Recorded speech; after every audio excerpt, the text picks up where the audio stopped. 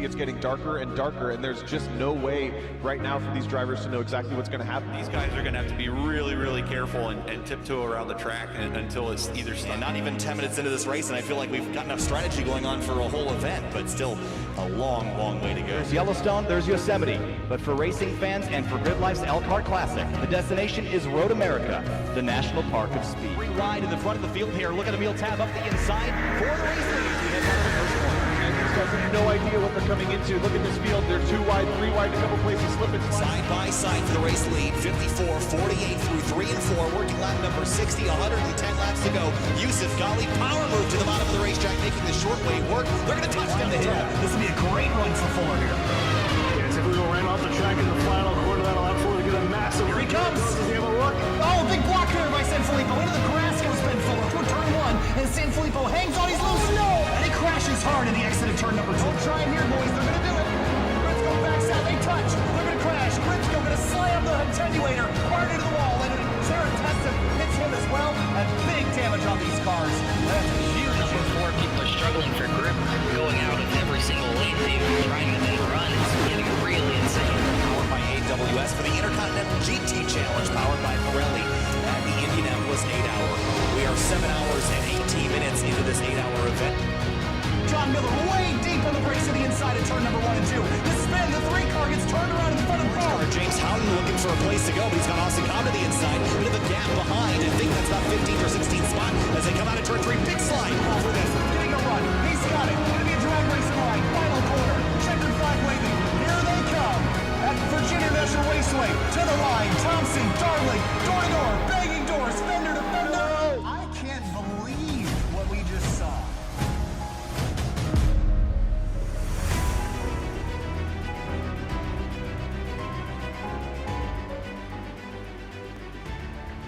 It's a new year and a new season of racing. January is typically a quiet month for IndyCar racing, but for drivers in iRacing, 2 more months is too long to wait.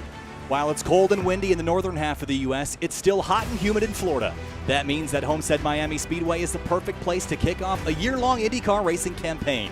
This is the Inside Open Wheel 225, the first round of many in the 2021 Coca-Cola of Kokomo Indy Elite Series. Welcome to SimTV. My name is Kyle Heyer, joined by 2-time TC America champion and 4-time winner in the IMSA Michelin Pilot Challenge, Tom O'Gorman. Tom, this is your first oval race that you've ever announced for. Really excited to get this underway. There's so many variables tonight for the start of the 2021 Coca-Cola of Kokomo Indy Elite Series. New damage model, new tire, but some of the same faces showing up from last season, including our previous champion, who is here tonight and running towards the front. Tom, so much on the line in this season-long championship. This will take us all the way through October. Can't wait to get this started. Yeah, hey Kyle, glad to be with you and here with you. And again, as you mentioned, this is a big series. It's 16 rounds. We have 11 ovals, 5 road courses. Over 60 drivers applied to take part. 45 qualified, and we narrowed it down to the starting grid that we'll get to in just a little bit. But this being the first of 16 races for the Indy Elite Series, we're kicking it off with a bang here in Homestead-Miami. Absolutely. So 225 miles, 150 laps of racing here tonight. Again, my name is Kyle Heyer, joined by Tom O'Gorman for the first round of many this year for the Coca-Cola of Kokomo Indy Elite Series. Of course, this race sponsored by Inside Open Wheel. We've got Jeremy Scott with us. We'll talk to him here in just a moment. Weather tonight is absolutely gorgeous. 81 degrees in the air, 84 degrees on the racetrack. Wind 12 miles an hour out of the east. It's going to be a great night for racing. We're going to drive straight into the sunset and past it. The lights will come on here at Homestead-Miami, and we'll race off into the darkness here for the first round of the season. Road racing here in a couple weeks. We'll kick it off with the ovals here in just a few weeks. But let's talk to Jeremy Scott from Inside Open Wheel. Jeremy, welcome to SimTV. Tonight, Inside Open Wheel brings us the first round of the season. Glad to have you with us. Hey, Cal, thanks for having me on. Great to be here, and I'm really excited to get this season kicked off. Super excited to get this one underway. We had qualifying a little bit earlier in the night. We had so many entrants to this series, Jeremy, that we had to whittle the field down to just 37 drivers. And with that already out of the way, we're just basically in a warm-up period here. But you've come along to sponsor this race because you care about open wheel racing. Tell me a little bit about what Inside Open Wheel is and why you decided to come on board here to sponsor this first round. Well, Inside Open Wheel basically it closes the gap from all the ladder series, because we see a lot of podcasts that have IndyCar. Yeah, we do focus on IndyCar a little bit, but our main focus is Formula 4 US Championship, the FR Americas Championship, all the road to Indy Series, also Formula Race promotions. We're going to dabble in some SCCA, which we're really excited about, but we're also excited to cover the Indy Elite Series, because we feel that it's not just it's an off-season thing, but we think that sim racing is the next big thing. So it just makes natural sense to cover a sim racing series, especially as competitive as this one. We talked at length on the podcast a couple days ago about the excitement level around this series. Of course, Coca-Cola Bottling Company of Kokomo, Indiana came on last season to sponsor us from race 1 to the end of the season. They've done that again, but this race-by-race sponsorship thing is sort of a new model, and excited to have you guys on board. Hopefully we'll see you around a lot this season, and I can't wait for you to sit on the sidelines and enjoy some of the best open-wheel racing there is here in iRacing. One of the topics that we discussed on the podcast the other day was the open setup nature of this series, meaning that you can tweak these cars and adjust them. It's such a big part of open wheel racing to get these cars driving on these ovals and the road courses. So I think that's going to be a storyline that we're going to follow not only tonight but for the rest of the season. Yeah, and it's going to be interesting to see how these teams throughout the course of the year develop these setups, especially with the new changes within the IndyCar itself that iRacing has had over the past couple of months. And it's going to be interesting to see who comes in and, they get it early on, but can they sustain that throughout the length of the season?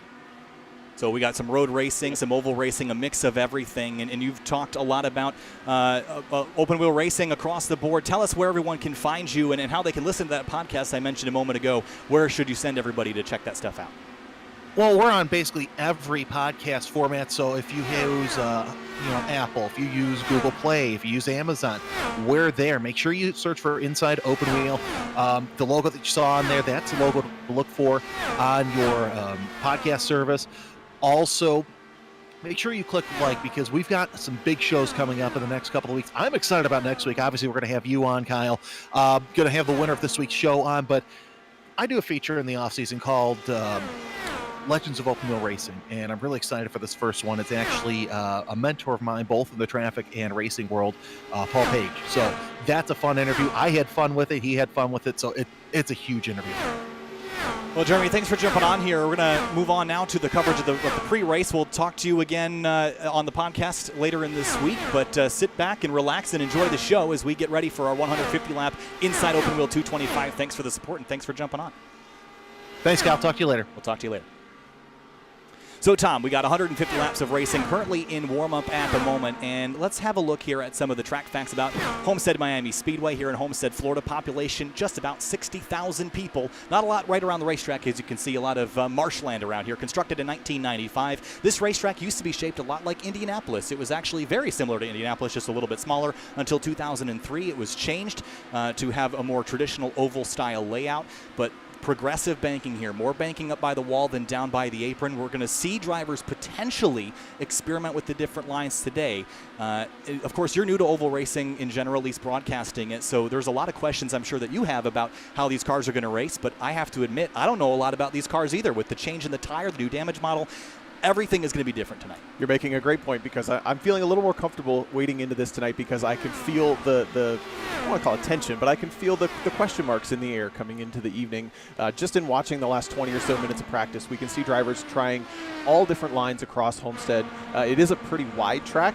It is also striking me that there's kind of longer straightaways, even though it's not so much shaped like Indianapolis anymore. It's still got those longer straightaways and then one continuous corner, whereas a lot of the other ovals that we may see throughout the season tend to have either more of a tri-oval shape or keep you a little more busy maybe down those longer straightaways, which is, I think, going to turn this thing not only into maybe some multi-groove searching around for that grip, but also a lot of draft battles because of those longer straightaways, where the drivers are going to have to rely on really figuring out as the track progresses and as the race progresses, where do I want to be and what's the key place to be coming to that white flag. And I mentioned we already did qualifying earlier tonight. We'll bring you your starting lineup when the race ticks over. I want to go through some of the starting grid, or some of the drivers that are here tonight.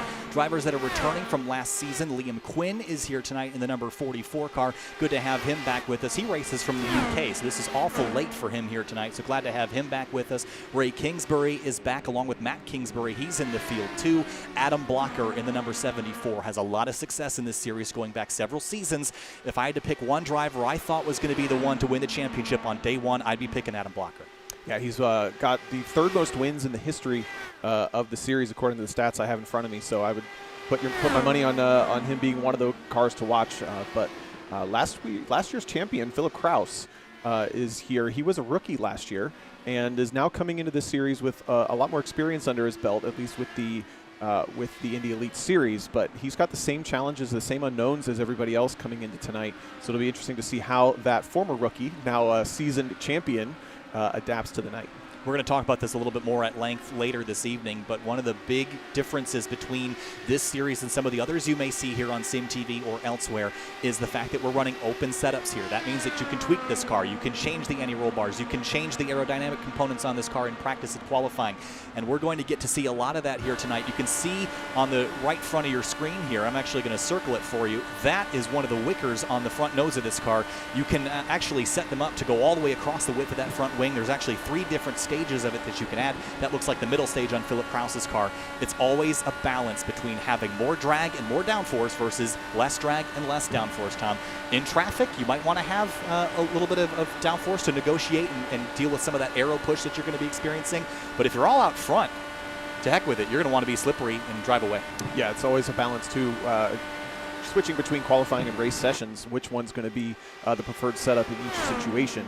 So you can see drivers just in watching on board there for a lap or so with Philip Kraus, the number of line choices the drivers have available, and look at that slipstream just in this warm-up session, kind of pulling up to the back of the car in front, figuring out how much aero watch there's going to be involved with tonight. And one of the big things that we should talk about is, because we're in a simulator, it goes through consistent updating. iRacing's been around for, over 15 years now, and they can constantly update it. You can turn the light switch on these updates a lot easier than you can in a real Indy car at the trackside. So one of the big changes is we have a new tire dealer. The new tire model, we've stopped calling it different iterations. It's no longer the new tire model V7. It's just a constant upgrade of the tire modeling here in iRacing. For the longest time, the IR18 did not receive those updates because of the complication. The load that you're experiencing on these Firestones is astronomical. There's so much going on behind the scenes at iRacing to get these cars to handle the right way, and they have made an amazing adjustment. On road courses, these cars are a phenomenal blast. On the ovals, everyone has told me that these cars push. Every time you get right there, you see Philip Kraus wash up the racetrack. That's going to happen a lot. However, that's how the cars drive in the real world, Tom, and that's the frustration, is getting clean air on the nose of these cars to make those aerodynamic pieces effective. That's tricky, and it's a lot about where you're going to be able to place this car. And because of Homestead-Miami Speedway's progressive banking, you're going to see cars maybe fan out a little bit, but I'm not sure as the night progresses, as the temperatures cool, if you're going to want to migrate towards the bottom to go the short way around.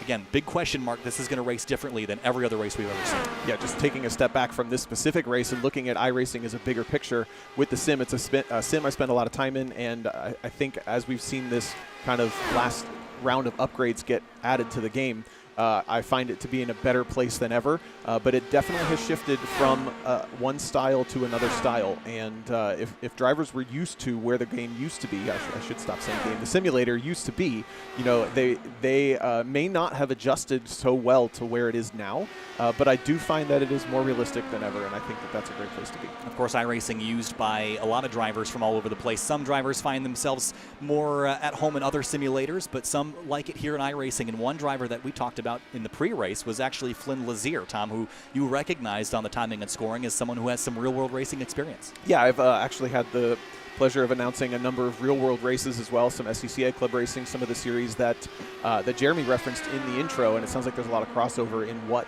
the Inside Open Wheel podcast covers as to not just IndyCar, but it's cool to hear that they're covering Formula 3, Formula 4.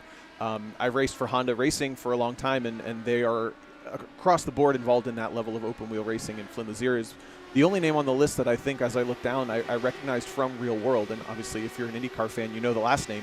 But Flynn has been taking part in SCCA club racing, I'm sure other series that I'm not aware of, starting with Formula 1600, I think, and then moving up into some F4 cars, and most recently, I believe, with Formula Atlantic. this past year. So it's cool to see him also crossing over into the sim world as a driver that likes to do that. I always respect when others do too.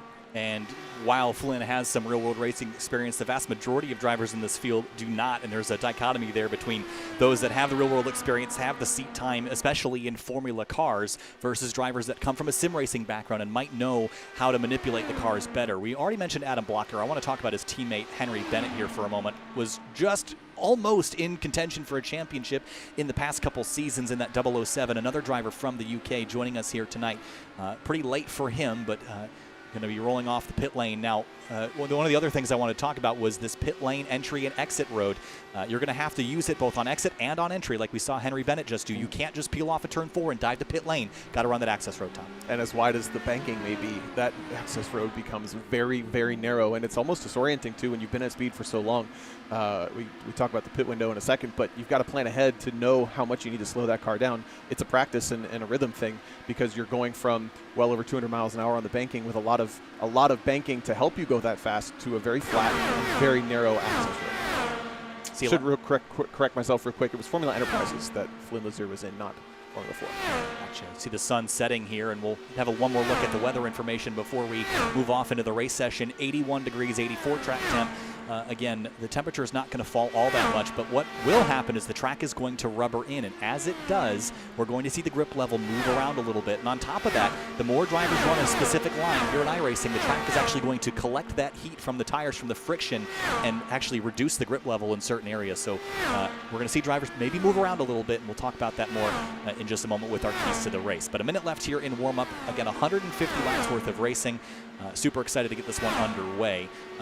In warm-up here, Brandon Treno is the fastest in warm-up with a 25.124. You mentioned before we even went live how the entire field is covered by 0.4 of a second, with Charles Ante from Inside Open Wheel bringing up the rear here. 0.4 across a 35-car grid is a pretty phenomenal, pretty close grid, especially in an open setup arena. I am really excited to see how these cars race together, though, because I think we're going to see a bit more of a stretch than that once we get to the race session. Yeah, that's a really intense gap for that many cars to be in that small of a time window. But I do think that there's going to be drivers that rise to the top that we may not expect, and there may be drivers that look pretty heroic right now that may struggle over the race distance because of all the variables, all the moving parts going on in this race. And as you mentioned, the setups, they may not be the fastest car on a single flying lap, but after we've gone around this track a couple of hundred times, all of a sudden they may be the best car. For sure. So looks like the warm-up period here is complete at Homestead-Miami Speedway, and just about to bring you the starting lineup for the Inside Open Wheel 225, the first round of the 2021 season, new year, for the Coca-Cola of Kokomo Indy Elite Series. And a huge thank you to Coca-Cola of Kokomo for again sponsoring this season. Really glad to have them back on board with us here this year. So the gridding process just about beginning here, Tom. Let's roll through our starting grid on the front row. I'm not sure if we're actually going to get this information because they qualified earlier in the evening, so we'll bring them up on the left-hand side of your screen. On the front row, it's going to be Wilson Nito in the number 80 car with Henry Bennett in the 007 rolling off in second. In the second row, Jason Brophy gets the inside, and Tony Schoen on the outside in the 31 car. In row number 3, it's going to be Brandon Treno in the number 9. Christopher Demerit in the 144 rolls off in 6th. The 13 car of Chris Stouffer in 7th will be on the inside of row number 4. Adam Dock on the outside in the 99 car. In row number 5, Andreas Eich in the number 76 returns for another season here of Coca-Cola of Kokomo Elite Series Racing. Dakota DiCienzo, the guy that gave you all that information, he rolls off in 10th in the number 43. There you go. In the 11th spot, Andrew Kinsella, the 14 car will start on the inside alongside the number 74 of Adam Blocker there in 12th. In 13th place, Andrew Wood in the number 64. Add A.J. Burton to the list in row number 7. He rolls off in 15th. Coming up next, Austin Espedy in the number 7 car, and then Brandon Lichtenberg will be in the 16th position, starting his number 10. Liam Quinn in the number 44 rolls off in 17th. Tanner Watkins in the number 24 starts in 18th. And then the number 8 of Daniel Zegers and Matt Pawelski will start alongside him, rounding out the top 20 there in row 10. Brian Carey rolls off in 21st. Chris Cahill in the number 57 starts in 22nd. Then Joe Branch in the number 28 car in 23rd. Chad Simpson in 24th. Then in the 25th spot, Philip Kraus will start alongside Adam Crane in the 34. John Downing in the 27th, and then Ray Kingsbury in the 28th position. Matt Kingsbury rolls off in 29th in the number 21 car. Josh Clogg, Charles Ante, David Adams, Flynn Lazier, Don Hunter, and Matt Hollaba bring up the rear of your field. We mentioned 150 laps, 225 miles worth of racing. Our keys to the race today, the unknowns. How are these cars going to race? Nobody knows. Not I, not Tom, not the drivers. It's all experimental here tonight. Multi-groove, who knows what it's going to look like? We could see drivers riding the fence, could see drivers on the bottom of the racetrack, no idea. The new damage model, if you get hit, Tom, it's going to be spectacular looking, but not spectacular as an experience. Going to be a rough day for some drivers if they don't respect those around them and the racetrack itself. We roll out of turn number 4 for 150 laps worth of racing. It's time to bring the action from Homestead-Miami Speedway, 150 laps. Green flag flies, and we're racing in the Coca-Cola of Kokomo Indy Elite Series. The inside open wheel 225 is green. That was a big jump for Wilson Nito up off the inside of the front row to jump to the outside really quickly and take control of this race. They're still 2-3 wide. Look how many cars are out here, but now we're back in the front and back at the front, drafting around 3 wide for a moment. And this is already foreshadowing this is going to be a really intense draft battle this entire race. 3 wide for second place behind him. There's Christopher Demerit, the 144. That's the blue and yellow car on the bottom of the racetrack behind that bright yellow machine. That's Jason Brophy. Contact, big crash in turn number 1. Parts scattering through the corner. We still don't have a caution flag as everyone scatters. More trouble. There's a big wreck and a disastrous crash for the majority of the field here at the start of this race. Caution flag is out here, Tom, and that is not how a lot of the drivers wanted to see their race start. No, I think that there was a lot of tension coming into the green flag of that race, and we got through 1 lap and then some before things went a little chaotic. But just in that first lap, there was a lot of education going on, and I think the biggest thing that I saw is the drafts down those longer straightaways between turns 1 and 2, and then between turns 3 and 4.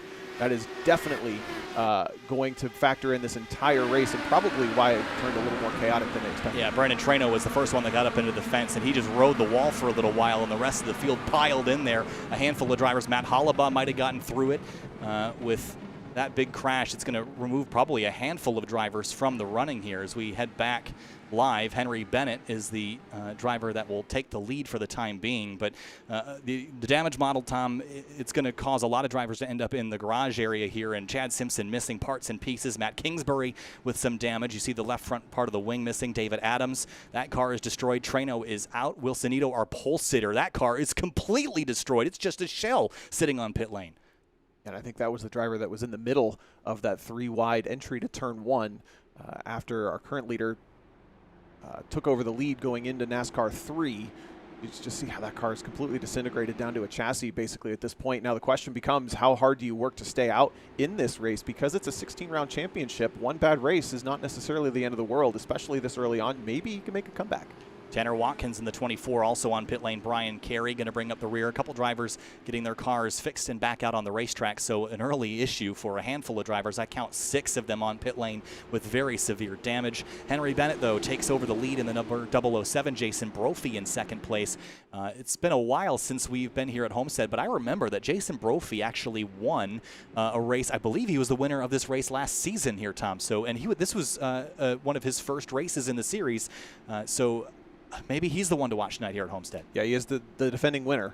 So as many things have changed since the last time we raced here last year, he seems to be one of the drivers that is still really strong at this layout here at Homestead-Miami, but just behind, or he's just behind Henry Bennett, and then Christopher Demerit moves up to 3rd at the start of this race, which is a good start.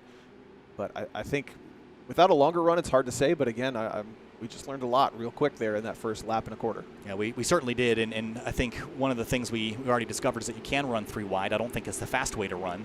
The aero push is going to really, that's going to be a discussion later in the event. I think as drivers get strung back out, once you're single file, that'll be the bigger deal. Also, once the tires start to wear out, that'll bring in some understeer as well. Single file restarts here. That's going to be a big topic of discussion. Ride the fence on the restarts, Tom. You don't want to get past on the right. Drivers can advance their position to drivers right on the restarts. They cannot pass to the left. That will get you a penalty. Bennett, Brophy, Demerit, Showen, and Stouffer are your top 5 here in the inside open wheel 225 here on SimTV. As the sun sets, the intensity is ratcheting up. Only a couple laps in. We're going to have to try this again.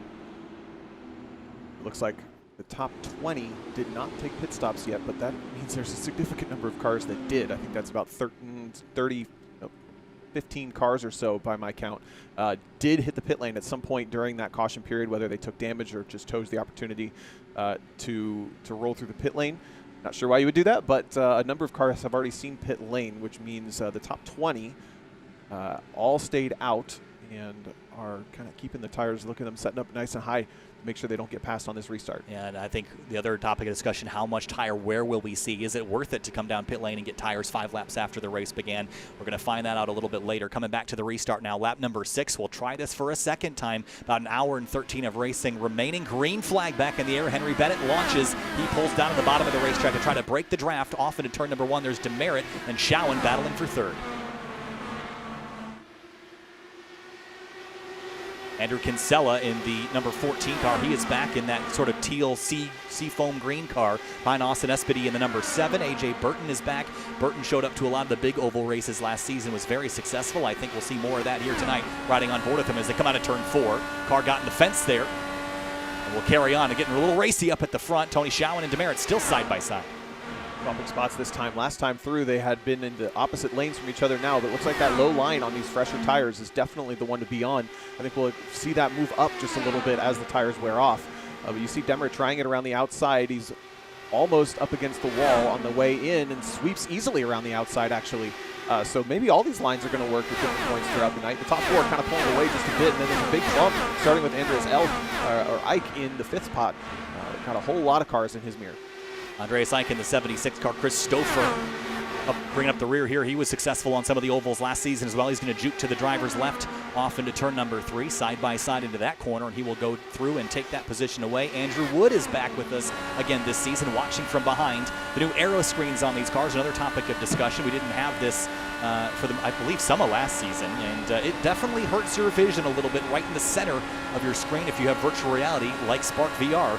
And there is a Spark VR team here tonight. If you've got virtual reality, you got a big advantage. Yeah, I think this was added maybe last March some point. Would have been a little bit after this series started, but it was added pretty rushed when real world racing shut down and they were able to have some IndyCar racing on TV in iRacing. But back towards the front, Demerit moving up to 2nd already. This is a really strong start for the 144.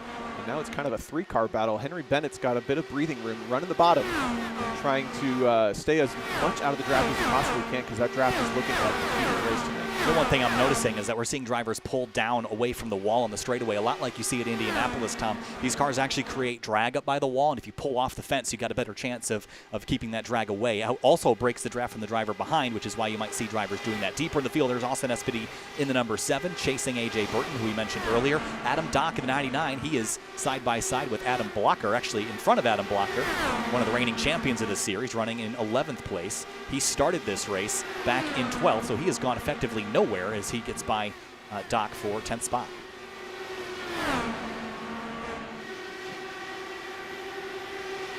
Laps will tick away about 25 seconds a lap. Blocker on the outside now. Matt Pavelski in the 75 trailing. Looks to the bottom of the racetrack. We're seeing middle groove, bottom groove. No one's really gone up to the fence yet, Tom, and we saw that a lot in practice, which is interesting.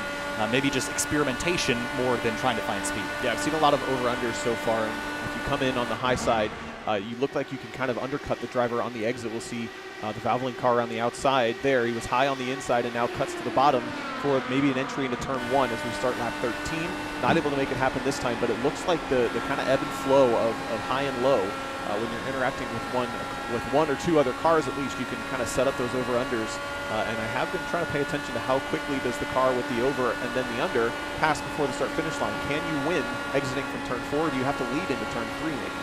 Heard a big lift out of Adam Dock. He might be struggling with some understeer here. Having a look on the nose of this car, you can see he's got more of that wicker I mentioned before. He's got 2 of the 3 stages of that wicker, which means that he should have more downforce, but it seems like it's hurting him on the straightaways as here comes AJ Burton to the inside to take a position away. Let's look at AJ Burton. Very similar setup we see here on the front wing of this car. Yeah, very similar straight line speed, but now Burton inherits the bottom line, and a big lift is actually going to have to back out of that one and submit the position back to so Adam Dock just in front in that Valvoline car. Yeah, you're going to see a lot of that when drivers get up underneath. They're going to have to make a big lift to not push up into the side pod of the car that they're trailing. So we'll see a lot of that here. But look at the run that AJ Burton got on the bottom of the racetrack that time through. Now down the back straightaway, pulls dead even into turn number 3. He might be able to clear him here, and he will. The outside run, though, momentum. A little bit more banking up there, but I don't think Doc can carry that here, and looks like Burton will slot back in line.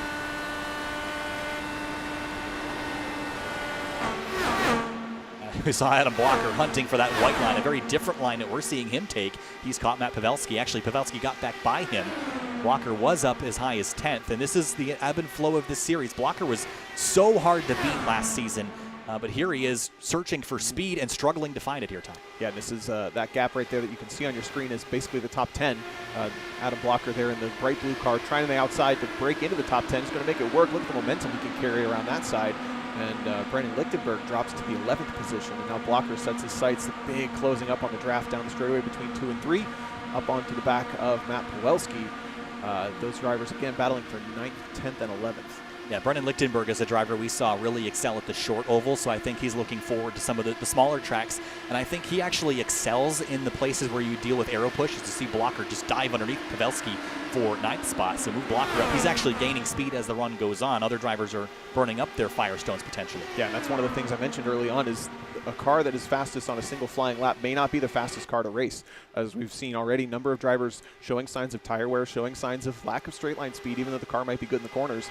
And then we're watching, Adam Blocker there in the 74 car just kind of slice through traffic, is seeming to get faster and faster as he spins that rock up on the string, where other drivers are having a hard time with the momentum. Look at Blocker still at the bottom of the track driving by another car. That's Andrew Wood that he's gone by in the number 74. So Blocker continues his climb forward. Very impressive so far. Want to keep our eyes as well on Flynn Lazier. Now, he started this race in 33rd, clawed his way through the wreck, and here he is in 16th. So managed to poke his way through that without knocking any body parts off, or body panels off, I should say, as he goes up into 16th place. Yeah, I mentioned the top 20 did not pit. 21st was the first car to take a pit stop after that first caution. Flynn was 20th. He was the last car to not pit, and he's made up a number of positions on the track since. Now just behind Joe Branch, looks at the transmission on the back of Flynn Lazier's number 4. Lazier looking to the inside, down on the bottom, up the inside of Liam Quinn. They're going to go side by side across the start-finish line this time through. Joe Branch is the first driver running right now that did make one of those pit stops on lap number 4. So we'll see if that pays off for him in the long run. Doesn't seem like he's gotten him a whole lot of ground. As you mentioned, the battle between Quinn and Lazier. They're going to run side by side up off of turn 2. Quinn uses that outside line. The momentum seems to be working.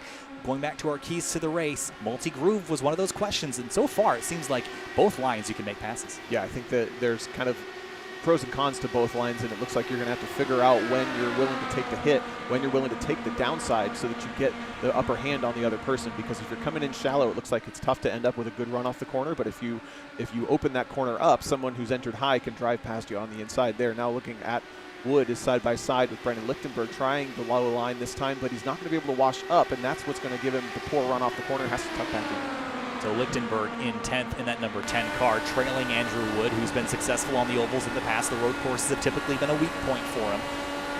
Running 9th right now, lost the spot to Adam Blocker, who continues to put pressure on drivers in front now to the inside of Andrew Kinsella in the 14. Couldn't make it stick, but Blocker is able to run the bottom of the racetrack, and he's making up ground. And I have to wonder if he set this car up looser than his competitors to be able to rotate that car on the bottom. He may also have that ebb and flow figured out to make sure that when he's catching drivers, he already has a run on them to make it easy to pass. If you're planning your little lifts, even lifting down the straightaways to make sure that when you get your momentum, just like there, we're watching it happen, he gets the good run off the corner and takes no time to pass these cars when he catches them. And I think he's managing his gaps better than a lot of the other cars around him to make sure that he has that momentum. This is the first time that he hasn't just made a pass clean stick the first time in the last 5 or 6 passes. It gets harder as you go farther forward, and it's like the guys get better as you go to the front. And that typically seems to be the way things rotate here. Meanwhile, Jason Brophy, Tony Schowen, this is for 3rd. Brophy, again, I mentioned the winner from last season here at Homestead-Miami Speedway. Tony Schowen, always competitive on the ovals. Here he comes to the inside. Impressive to see the front couple of cars have disposed of any battles, and they've really benefited from that, almost gaining 2 seconds over the next closest cars each. So Henry Bennett leading by almost 2 seconds over Christopher Demerit, and then 2 more seconds back to Tony Schowen and Jason Brophy, who are still side by side, and they're pretty much hemorrhaging time at this point, going back and forth with this battle for 3rd. And they're just losing those couple of thousands, couple of hundreds here and there. And that adds up big time when you're lapping so quickly. Well, let's keep an eye on the lap count as well. Again, our pit stop window is 37 to 42 laps here today. 42 if you're in the draft, 37 if you're pushing all the air aside yourself. That's about 10 laps from now that we might start to see drivers hit pit lane. and how you negotiate this race from a pit stop perspective is going to be really interesting, because this race could go green for the rest of the day. We saw a crash on the opening couple laps, so we could see this race go green from there on out. So Andreas Eich in the number 76 holding off Blocker as he moves into 7th place, now looks for 6th. Big push up the racetrack there with all that aero rush. He may have used a lot of the resources early on, but the car still looks strong. Picked up a couple of positions, and look at that draft. He's going to try to go for the bottom. Gets the entry, but the question is, can you roll the speed through the middle to get the run off? Or if you don't clear the car by the apex of this corner, he's barely got it. He's going to shut the door up towards the wall coming across the start-finish line. That is lap 30 now done, or lap 29, I should say. I think, by math, we should see about 4 pit stops today. Andreas like really slow through 1 and 2. He was following Blocker and just could not get rotated in. That's going to give Kinsella the opportunity to go on by. Liam Quinn also slow. He's dealing with Joe Branch and Philip Kraus. Kraus jukes to the left. This is a battle for 17th spot. Getting a little racy back here. Yeah, those big moves are where those big incidents tend to come from, so you got to be really careful and know exactly what's around you when you slice across the track like that. They made it work this time, but this is a 4-car battle for just inside the top 20. Being led by, looks like Joe Branch is out front, Liam Quinn, Philip Kraus, and Ray Kingsbury in there. Philip Kraus, defending champion around the outside, now picks up 1 spot. That's 18th now. Yeah, you mentioned a defending champion. It has not been a championship-looking day for him. Started 25th. He's been clawing his way forward, but not as quickly as I would have expected, so still some work to do. Drivers that were out of the race in that early crash: Chad Simpson, Matt Kingsbury, David Adams, Brandon Trano, Wilson Nito, Tanner Watkins, Brian Carey, all wrecked from that opening collision that crashed out about 8 or 9 cars. So we were down to 28 running on the racetrack, 27 of them on the lead lap. Josh Klog is out there in one of the Spark VR liveried cars, running in 28th right now. He is the only car 1 lap down. Going back to Andreas Eich, Andrew Wood, this is for 8th, and you could bring, it looks like, Pavelski into the mix as well in the 75.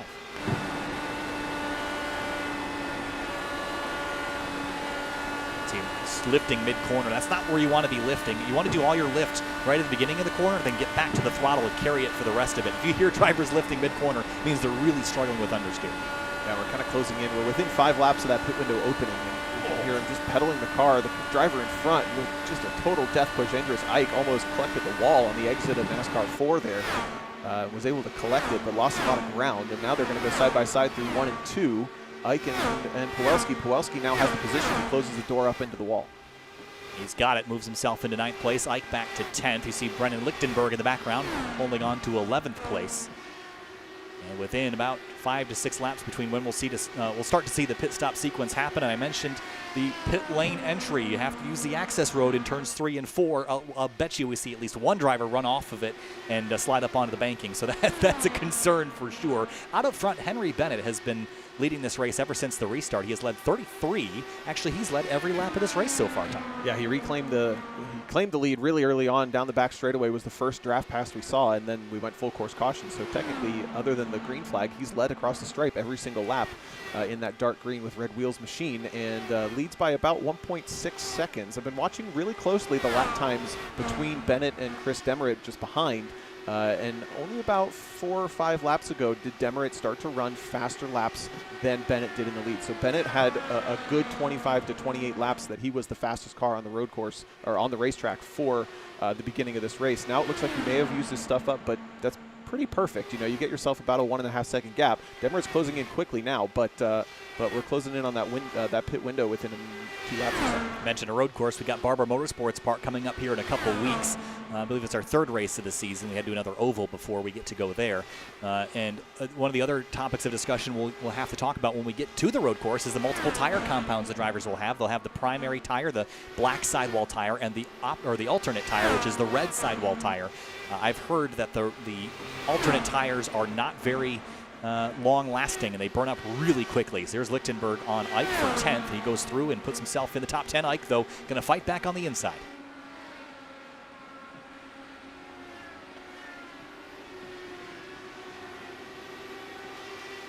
Christopher Demerit going to hit pit lane, first taker, and might try an undercut. Looking at the lap times, Tom, we're only about a half second off from our fastest laps of the day, and those could be heavily influenced by drafts. So Demerit's going to hit pit lane and see if he can leapfrog Henry Bennett by pitting a few laps early. So right at the start of the pit window, he is in. Going to likely be a maybe 4-stop race, depending on when you come. Nice clean stop, and he's away in that 144 broken arrow car. Yeah, stopping this early is kind of pigeonholes you into the more pit stop strategy. It takes the flexibility away because now you've taken away those extra 5 or so flex laps that you had in that pit window. You know, if you have between laps 38 and 42 to pit, and you pit the very first opportunity you get, that's 5 laps of flexibility that you lose. So it is a higher gamble, but I do like the call of doing it early because he has something to gain. He's not in control of this race at this point, and if he can get a good stop, come out in some clear track with those fresh tires and put in a couple of good qualifying effort laps. Ooh, a little brake lock up for Powelski coming into that pit lane. So maybe it's even tricky to get, once you've gotten through that access road, just to get slowed down to the pit entry speed. Yeah, he's gotten down to pit road speed. Here comes Henry Bennett now on the apron in turns 3 and 4. The race leader, bit of a slide there. Going to get it slowed down, bit of a lockup there as well. He'll be replacing those Firestones, so no worries there. So from the race lead, Bennett comes on down. We'll probably see a rash of pit stops here, as this is about the longest you can go, maybe another lap if you were in the draft. But I'd expect almost everybody to pit this time or next time by. Yeah, that's another good call from our second place driver early on, Demerit, just to get in the pit lane when it's not that busy and get out of there so that you don't get collected with another car either on the pit entry, pit exit, or even on the pit lane itself. There was a car on the inside. I couldn't quite catch who that was, but there was a car that actually did crash on the pit lane entry. But I don't think it was one of our front runners, so we won't bother to go follow up with that. Driving the pit road's a very busy place here, Tom. And this is something that when you're road racing here in iRacing, you don't typically deal with pit roads that are this congested. You get a bit of a bigger pit window, but everyone's got to pit around the same time. Got to watch your entry and exit to make sure you don't run into anybody. There's about a dozen cars on pit lane that time through, so interesting to see most drivers pushed it off to the very last minute, which again keeps your strategy pretty flexible. Whoa. Adam Blocker really pushing the limits, almost didn't get the car stopped in time to get down to that pit speed limiter, but he moved all the way up to 4th, one of the final cars to pit. I think he actually pushed that pit window 1 lap later than we expected he might be able to. And you can play with engine maps a little bit as well to save yourself some fuel, especially if you're in traffic. So Blocker into his box. Andrew Kinsella looks like he is also hitting pit lane. Brendan Lichtenberg still out. He's actually making it, we're actually seeing a little bit longer, and I think part of this is the caution flag we saw. A little bit of fuel savings there, so that extended the run a lap or 2. I'd expect to see Lichtenberg hit pit lane, but he is going to lead a very crucial lap, which will help in the points championship. Here he comes onto the apron.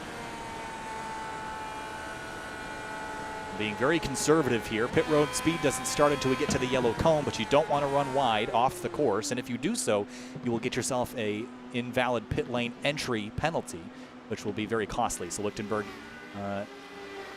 being very careful on pit lane. Joe Branch is still out on the racetrack. I think that he is on the tail end of the run. He was one of the drivers that pit on lap number 4, so he will likely pit. Here he comes, diving to the inside of the Coca-Cola car. Yeah, and that's what makes that strategy to pit early. If you were already outside the top 20, you know, just take the pit stop, take the fresh tires, take the fuel, buy yourself a little bit longer, but that's going to actually move. Check this out. Christopher Demerit up to the first spot in front of Henry Bennett by the tune of over 2 seconds. He managed to close the gap and then some to take the lead on that pit stop cycle. So the 144 to the front. And looking at the pit stop times, it was 30.9 seconds spent on pit lane to 31.7 for Henry Bennett. That's your difference. And 0.3 of that difference was just in the pit box itself, which you get a little bit of RNG there. Pit stops times are randomized a little bit, but also the lane time. The rest of that delta, which is just about 0.8 of a second, was all done by Demerit getting onto and off of pit road a little bit more effectively. So Bennett might have been a little bit too careful. He lost some track position. And now you can see he's kind of stuck in some lap traffic as well, which is good. You might be able to use some of the draft to leapfrog. See him go to the bottom using those fresh tires to get by hopefully pretty easily for his sake. But now we're into the cycle where everybody's on a little bit of a different strategy and you're working your way through some lap traffic. It can be really tough to close up onto the leader, Christopher Demerit, if you're just kind of mired dealing with slower cars for the rest of the race. On board with Andrew Wood in the number 64, trailing Andrew Kinsella in the number 14 car. Kinsella right on the bottom of the racetrack.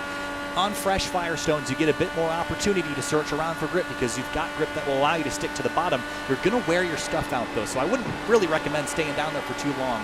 I like Andrew Wood's strategy here, running the kind of the middle groove. It's pretty conservative for tire wear. Again, on the inside, you're fighting a tighter radius, turning the wheel more, going to scrub off more of your Firestones by the end of the run. Yeah, it's all about resource management, figuring out when do you need to use that up, when is it worth using up, or in this moment maybe for Wood and probably for many others, it's just not kind of worth pushing that limit at this point. The drivers pushing the limit though. Look at this, really close racing between Flynn Lazier and Chris Cahill. Side by side into turn number 1. And it looks like Cahill will drive through with the Diet Coke car. Lazier drops to 14th place. And Ray Kingsbury just behind, smells the blood in the water and sees those guys fighting.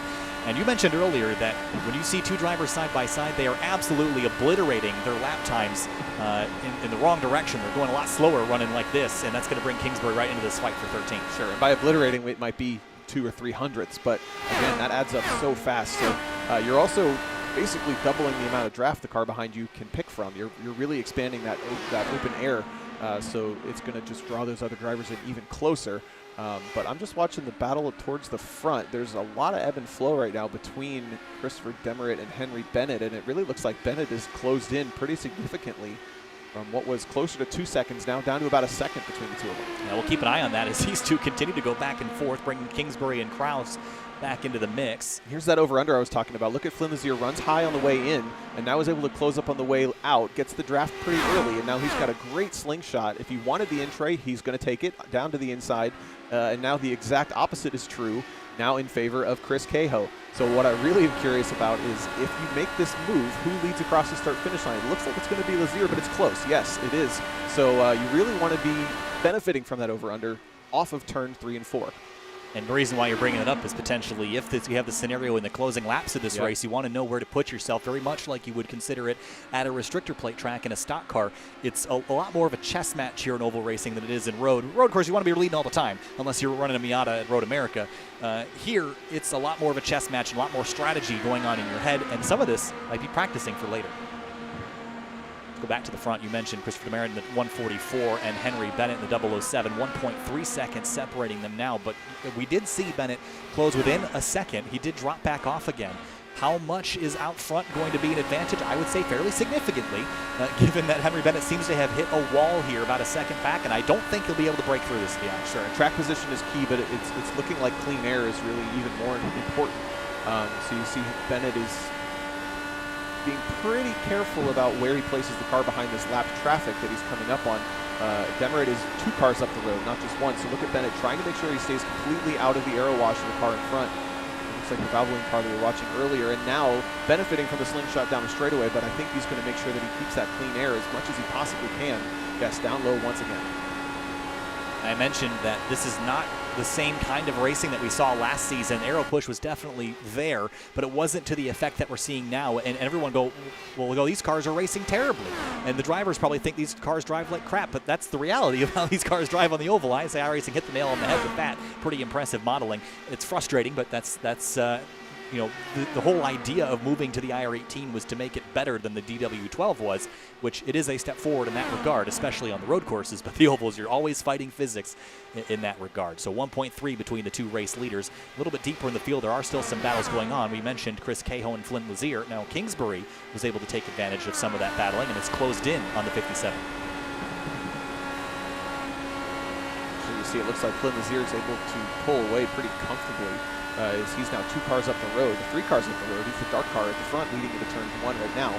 So he is disposed of Chris Cahill, Rick Kingsbury. Kingsbury is now adding the pressure. Another lapped car in the middle of this battle. Think that could be I'm trying to see what driver that could be. That I believe is the DRS car. It looks like it is a teammate to Chad Simpson, is it? No, it's not Josh Clogg. Adam Crane in the number 34 car is who that is. He is now 1 lap down. We now have 21st on back 1 lap down, which is sort of a symptom of what I mentioned earlier, where the gap is going to increase between the front and the back of the field as the race goes on. Brendan Lichtenberg, Andrew Wood, this is a battle for 9th going on right now. He's come out of turn 4. Lichtenberg re-clears the 64 for now. Henry Bennett broke in to the 1 second mark. He is 0.8 back. I think he's a little quicker. But how do you get to the leader? That's the tricky part. Well, he's doing a good job right now. He's got a big push right now. Keeps it off the wall. That was a good recovery, but he has no cars between himself and the race leader in the 144 right now. So that is a great place to be. He wants to keep that gap open as much as he possibly can, meaning there's few cars between himself and the leader. And Demeritt's looking like he's having a hard time dealing with some of this lap traffic. Even though he made a great strategy call to pit when he did, He's not necessarily dealing with getting through the traffic as well as he possibly could, and it's really hurting him as Bennett is now closing in again, another 10th and a half this lap. That is Austin Espiti in front of him in the number 7. That's the 20th place car. Demerit's going to go to the inside, but he is just losing all sorts of time. Now, we talked about Demerit coming to pit lane a little bit earlier than Bennett to get the jump on him, to get the leapfrog. The risk of doing that is the driver behind you that pits later is going to have fresher tires compared to yours, but I don't think tires are going to matter all that much. Look at the lap times here. We're 7/10 off pace, but this is not like a NASCAR race where you're going to lose 3, 4, 5 seconds over the course of a run. You're going to be in the tenths range, and you're going to lose this amount of time if you're following someone. So I think tires are not going to be as big of a deal as track position. Yeah, fully agree that the clean air is absolutely influencing the pace way more than the tires are. Demerit has finally disposed of that lap traffic, and now Bennett needs to get through there as quickly as he possibly can, because it took Demerit 3 or 4 laps. If it can take Bennett maybe 2 laps to get through there, that's a big gain to turn this race back in his favor. Just to take a note of the pit stop strategy, it looks like we're probably maybe 15 to 16 laps away from that pit window opening back up again. So this is really critical timing in the middle of this, we'll call it second phase, second pit stop stint of this race. Keep an eye on Chris Stouffer in the number 13. He started this race in 7th as the caution comes out, and looking, it looks like Don Hunter in the 35 car is the one who is going to suffer. Let's have a look here at what caused this incident potentially. Just a moment. Here he is battling for position, and it's off into the corner. If the car in front of him potentially gets loose. No, he just runs up the racetrack. He's just going to get loose out of turn 4. Yeah. Oh, man, big hit. A lot of damage on that car. Started the wash high pretty early and then caught it in a very late fashion with a big lift, and you see the back end just come around. He's going to go nose first into the wall on the front straight here. Yeah, this is the issue that you deal with. If you set your car up to run in traffic and be a little bit looser and more maneuverable, you're going to have issues potentially with maneuverability once you don't have that aero push. That balance is going to shift. And just listen here to Don Hunter. Couldn't quite catch it. Didn't get out of the throttle quick enough and held the brakes down and kept it out of the fence. That was actually some of our front runners going on by, so good thing that didn't cause a collision. But pit stop's underway, and you mentioned about 15 laps until that sequence. We're going to cut that short. Everyone's going to come on down now, get 4 Mr. Feelgoods and a tank of fuel, and turn them loose here for a restart in about 5 laps. Yeah, not much gamble on pitting right now, other than if you get the down end of the randomized pit stop time. We'll see if anybody really gets hit from that. Demerit's the first to leave his pit box. Everybody drops at a pretty similar time, and he's going to continue to lead this race. But look at the hustle from a bunch of other cars to get off that pit lane, and that's really going to reset the shape of this race, because now we've kind of erased the benefits that you've gained over the first 60 or so laps, and might as well reset to square one.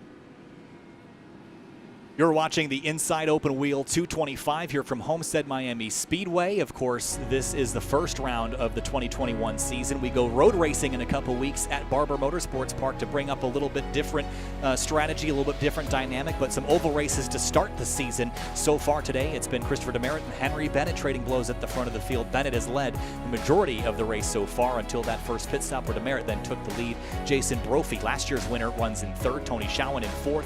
Adam Blocker runs in 5th, and this is a driver I think we got to keep our eyes on all night long, because he has continued to move forward, Tom, and I think he will be a threat. Yeah, if anybody, he's the one that benefits the most from this caution, as he's now not only all the way up to 5th from, I believe, 12th to 13th on the grid, but now in line with all the cars that he's racing. He's proven to be one of the strongest this entire evening. Sure, he's got a lot of lap traffic around him, but the amount of distance he's got to cover is a lot less now. My name is Kyle Heyer, joined by Tom O'Gorman for the first round of the Coca-Cola of Kokomo Indy Elite Series. Thanks again to Coca-Cola of Kokomo for sponsoring the entirety of the season, as well as the Inside Open Wheel podcast for coming on board for the Inside Open Wheel 225. 66 laps complete of 150, past the 1/3 mark. Halfway is in about 10 laps. Pick me a driver. Who you feel is winning so far? It's tough, because I do think Christopher Demerit seems to have a better handle on the strategy for this race. He did a better job of when to pick for his pit stops and inherited the lead with that strategy call. But I think Henry Bennett has proven to be a stronger driver in the traffic, which is really kind of a crapshoot on raw pace. I think it comes down to whether it becomes more of a strategy race or whether it becomes more of a balancing that traffic race. But I also am going to be definitely keeping an eye on that 74 of Adam Blocker now that he's within striking distance of these leaders. If he can sustain as strong as he's been, he's absolutely going to be a factor. Obviously, he still only runs 5th, which means Tony Schoen and Jason Brophy's still absolutely in there too. To run down what has happened so far this race, it's mostly been clean and green other than a disastrous crash on the opening couple laps. 2 laps in for Wilson Nito, the pole sitter. You see that what remains of that car is sitting basically on the ground in the first pit stall. That was your pole sitter, and that car is heading home on the hauler and pretty much a complete loss. They're going to have to rebuild the chassis for the next race, Tom. That car is about as destroyed as I think they can get here in iRacing. Yeah, it'll be all fresh for Phoenix next week, but he did a good job to take the lead at the start of the race from the pole position, was drafted around pretty handily, and then they went 3 wide into turn 1. Things all heck broke loose, and unfortunately that car is torn to bits. But there at the front, there's your top 5. No space between them. Getting set for a restart here. Next time by, we will turn them loose for 8 or 9 laps until the halfway point of this race. Christopher Merritt in the 144 broken Aero car. Not a scratch on that thing just yet. Restart last time was pretty tame. I think everyone was being careful. Now that we've had the frustration of Aero push, we might see some more aggression on this restart. Restart number 2 after our second caution here tonight. Demerit, Bennett, Brophy, Schoen, Blocker your top 5. Then Stouffer, Kinsella, Pavelski, Burton, and Andrew Wood the rest of your top 10. Then Lichtenberg, Lazier, Downing, Kingsbury, and Cahoe the rest of the top 15. Pace car going to peel off, lap number 68 of 150 here for the inside open wheel 225. Green flag back in the air, racing again from Homestead.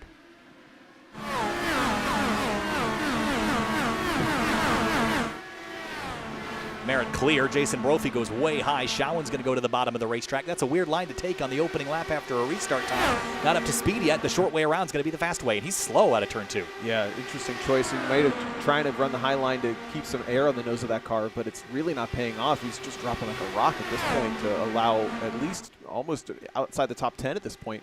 Up at the front, though, Demerit weaving, trying to break the draft. He's got Bennett with him, but they've broken free of the field. And now look at this chaos, 2 by 2 by 2 by 2, as deep as we can see throughout the rest of the top 10. And there's one of our drivers to watch. Blocker did not get a very good restart, but now tries to take it 3 wide down in the NASCAR 3. Can't do it. Pavelski on the outside. That is Chris Stouffer right in front of Blocker. He was unable to go anywhere with it. Fresh tires. You can pretty much do anything. You feel like Superman here for a moment. He'll drive in the slipstream and follow Pavelski into turn number 1. He'll probably go to the bottom of the racetrack again. Going to shoot for the middle. There's some open air there. Tony Schoen's slow. That's going to let Stouffer get by, and that's for 3rd. I hear contact behind him. He might have bounced off the fence. Somebody might have. I think we've gotten away with it. Look at all that aero wash as we rode along with Adam Blocker. He was grabbing gears just to try to salvage what that was through turns 1 and 2, and it didn't really work for him. He's dropped the wrong way, so we might have given him a little bit too much commentator's curse coming up to that green flag. He's dropped 1 position, but really not looking strong on this restart. And now you get to rewatch the wildness that is the over-under battles through all of these corners. You see drivers hunting down the front straight, back straight, trying to set up for the over-under so that they can lead off of these corners.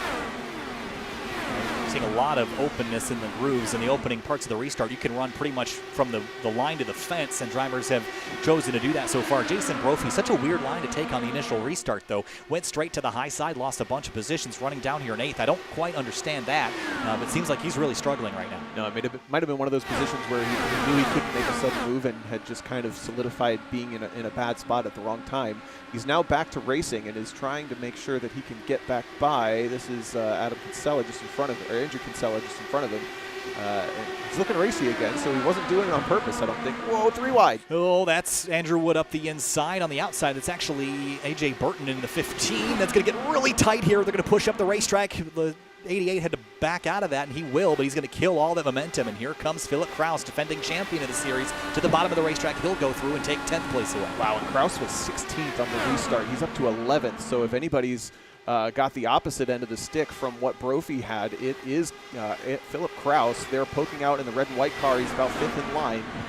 But this has turned into about a 10-car battle for 6th. Car way up high. That's Brendan Lichtenberg trying to kind of rim ride the Larson lineup on the outside of the racetrack. Going to carry some momentum here side by side in front of him. That's A.J. Burton, and looks like that is Andrew Wood next, or actually going on the inside of A.J. Burton out of turn 4. Big lift there from Lichtenberg, and that will bring Kraus into the mix.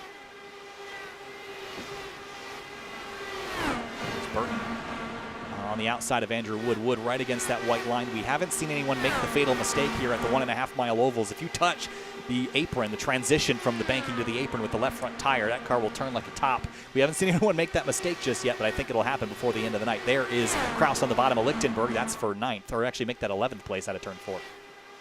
Not able to go anywhere with it. The high line, really, you can carry a lot of momentum out there, and as long as you have clear air to keep the nose hooked up, it works very well. You can see as soon as the cars get maybe 2 or 3 fanned out, if you're the 4th car in line, unfortunately Lichtenberg just got no grip anywhere. You're just kind of stuck waiting, but again, Kraus trying it down the inside. And as long as that car on the outside has clear air, look at the momentum he can carry. It just shoots around the outside, slingshots back in front. Yeah, you actually overdrove that corner just a little bit, but the banking will catch you in turn 4. It actually feels like it. And you can feel this more in a stock car. When you drive Homestead in turn 4, you can really drive the heck out of it, and the banking will catch you. But there's a crossover there, Kraus to the bottom, and he will go by. Going to get real tight at it as they come out of turn 2. And looks like Kraus will clear Downing for 12th. Tried that inside for a couple of corners. It wasn't working. Tried something different, and it did. Now he's got to deal with different consequences. He's up high for the first time in a couple of laps, and they're going to go side by side across start finish. And Kraus leads it, barely has enough to close the door. No, they're going to go side by side longer. Well, that's going to be a big push for John Downing. He'll slide up the racetrack about a half a lane. Kraus will leave him the space. We'll hang on to the spot for now. Downing running a little bit lower drag package potentially. I want to get a look at the nose here. Yeah, you can see only about a half wicker. Let's have a look at Kraus. Same scenario here. And I want to kind of check that with the front runners a little bit later to see what they've elected for this race. In the background, you see Joe Branch chasing Daniel Ziegers in the number 8 car. That's a new name I don't recognize, so new to this season. Started this race in 19th and hasn't made a lot of progress so far, but still a long ways to go here. Got a blocker all over the back of Chris Stouffer. This is for 3rd, and blocker, the ceiling just keeps rising for him. He has not slowed down. Yeah, he didn't have as much control over the situation when there were 4 or 5 cars around him, but now that things have spread out just a little bit, look at the speed he's able to carry, and he's really, really good at dealing with individual cars at a time. Again, when he had that pack around him, he couldn't manipulate the entire field, but once they've spread out, he's meticulously picked his way back from 6th all the way up to 3rd now in that 74 car. He can set his sights forward on, he's only got 2 left to go. And once you get to the front, I think that car will be gone once he gets there. Meanwhile, Jason Brophy, Lichtenberg for 9th place. They have sorted that out. A.J. Burton, John Downing. This is side by side for 12th on the front straightaway. Downing on the bottom, Burton up top. Poor Downing hasn't actually had, I don't think he's gone single file across the start-finish line for maybe a dozen laps. Has been in battles for a while, and unfortunately is dropping further and further back every time somebody attacks him. Now Burton hunting around in that beautiful maroon, kind of chrome maroon front end on the 15 there. And Downing breaks a little bit away, but look at Burton coming back. Burton is just so good at these larger ovals. I think the track that Burton, and this is, I don't know this for a fact, but every time we go to Fontana, Burton is always at the front. This is not quite as large as Fontana. I think the bigger track you go to, the more successful AJ will be, but right tucked in behind Downing here, a lift. I think he's content to run 13th place for now. No, he's going to try to go up the outside now. What do I know? And behind him, Flynn Lazier, Daniel Ziegers is about to battle for 15th place. Whoa, big drive out of turn 4. I don't know if that was to try to break the draft or if he just lost control there for a moment. Matt Hollabo real slow, and he's going to hit pit lane. This is an unscheduled stop as far as I know.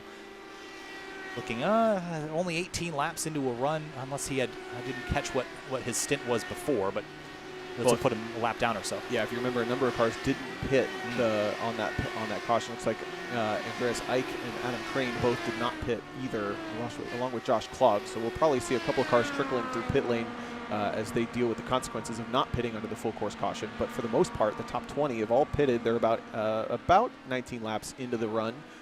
Again, 38 to 42 laps we suspect will be as long as anybody can go. I'm having a look at the 88 car to see if he's got any sort of damage, because he was running up inside the top 5 before, and I don't see anything. I'm looking specifically at the floor. Those are typically the more sensitive parts of this car. I don't see any physical damage on this machine, but I'm just so perplexed as to why he's dropped to the bottom half of the top 10 and been unable to do anything with it. Meanwhile, here's Tony Schowen and Matt Pavelski. This is for 5th, and Pavelski has also been one of the drivers to slowly climb forward, 20th to 6th so far for the number 75. As we close in to 60 laps to go, about 27 minutes worth of racing remaining. Turn 2, there is Chris Stouffer just in front. Stouffer making a return to the series. He's been a driver that's been around quite a bit, especially on the ovals. You mentioned Adam Crane hitting pit lane. There he goes. And we'll likely see Josh Klog and Andreas Eich also come to pit lane. Here he comes. Speak of the devil, caution flag is out. It's Chris Stouffer. Big crash out of, I believe, turn number 4. Wow. And that car is also torn up. Yeah, that's a big hit. Look, a lot of right front damage. He's kind of in the middle of the track through turn 4 and just washed up.